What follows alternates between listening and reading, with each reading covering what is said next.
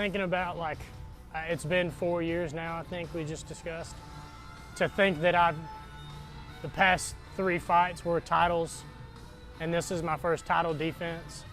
And I don't know, even the fact that I'm in a 155 division, kind of like when I first started, I cut weight and got to like 140 and like, or I don't know, it happened so fast. So I thought I'd stay 145 forever, but thank God I'm at 155 now, and all of it seems surreal. 4 years and all that we as a team have done, but as far as me personally, it's crazy to think about. Lane's going to do phenomenal in his next fight. He takes every fight and he breaks it all down, works extremely hard throughout his camp, and he gives it his all. He lifts up his teammates, and he just surrounds himself with others that help him become better. What's changed in these last 4 years? What's changed as you as a person? What's changed about your game? Like, have you figured out your style yet, or are you still adding things to the tool belt in the lab, so to speak? So, personally, so many things have changed. I think it sounds immature to say that I'm more mature now than I was, but I just know for a fact I am. A better relationship with everyone that I care to have a relationship with. I'm more driven than I've ever been, as far as like I actually know what I want now, I think, instead of just kind of coasting and doing what I'm supposed to because I'm supposed to. And I think that these past couple of camps have kind of shown that as well, and in the style, just that, not necessarily that I have it all figured out, but that I have something to figure out. I'm not just in here doing it. I'm solving a puzzle whenever I'm in here. I'm not just showing up to show up, not every day. Some Mondays I come in and that 9 a.m. boxing kind of hits me hard, but always by the middle of the week, that goal starts to get oriented pretty well. So what I know about my new opponent, it's Leonardo Lechuga. I know that he's 1-0, as far as we know. He's 1-0. He comes from a fighting family, and from what I could tell was a good gym. And I mean, that's really it. That's all there really is to know. The one fight was in 2019, so that's not even, in my opinion, worth watching. Because of how much I've changed in 4 years, I can't imagine what other people who are working hopefully as hard as I am. And if you're not, then I definitely don't need to worry about what that video looked like. One thing that makes Lane stand out, in my opinion, is I've been watching him for the last 3 or 4 years, and he just comes to practice every day. I've seen him come and do his Saturday morning workout, teaching the kids jiu-jitsu class before he has his match that evening. The opponent changes have definitely made this camp, whether I realized it or not, just really weird is the only way to put it.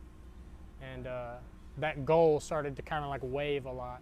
But now I feel like regardless of who's in front of me, we now have a goal set, like I said, regardless of who's there. So For Lane, the biggest challenge for him is to overcome his own mental roadblocks, whatever they may be.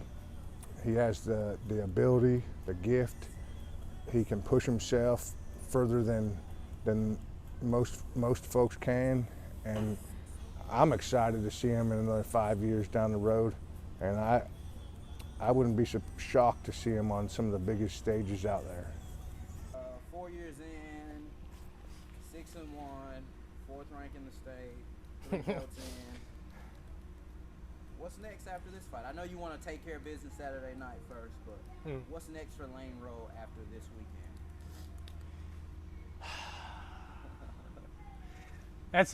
It's hard to say, but I mean, I don't want to be one of those guys that's like, this is my last fight amateur before I go pro. Definitely thinking about it. For anyone who's watching this and you know of a venue that would be willing to host me, I want an out-of-state fight at least once before I go pro, just to experience training camp on the road per se, and also just the different rules and everything like that. But we're going pro after this. I mean, for sure by summer of next year, but Lord only knows. I mean, we're just gonna ride this till the wheels fall off, and I got a great team behind me, so I don't care where I go as long as they're with me. I'm chilling.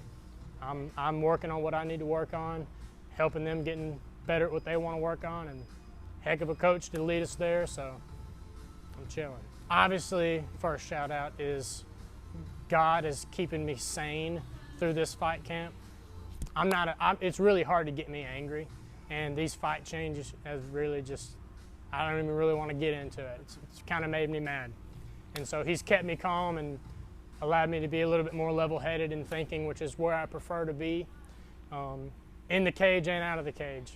And so first shout out is to him, keeping me safe through the camp. All of my teammates, cannot thank them enough. Those are blessings in themselves. And then, man, all of my family, again, over the past 4 years, getting those relationships better, they've all also accepted the fact this is what I'm doing. There's no backup.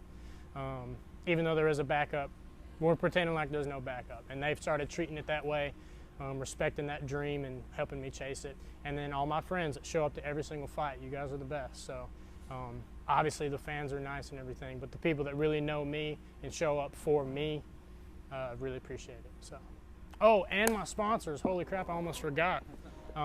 I'd be broke right now if I didn't have sponsors, which is not the only reason I love them, but Scott Johnson from Humboldt Motor Parts. I love the guy. I've known him for a long time, and he's with the team. He's not even just with me, so, he's riding with us. He's ready to follow us wherever we go. And Haley Holland is the newest addition with Virtuous Vita. I'm pretty sure that's how I pronounce it. I could be wrong, but some southern twang to it. And I've known her for less than I've known Scott, but she's awesome. She just won a tournament at Naga a while ago, like this past weekend, so I don't know, she's insane. So anything she's doing, I'll hop on the wagon because I know it's gonna go somewhere. So I appreciate her sponsoring me, appreciate Scott sponsoring me, and anybody else in the future. I mean, it means a lot, so.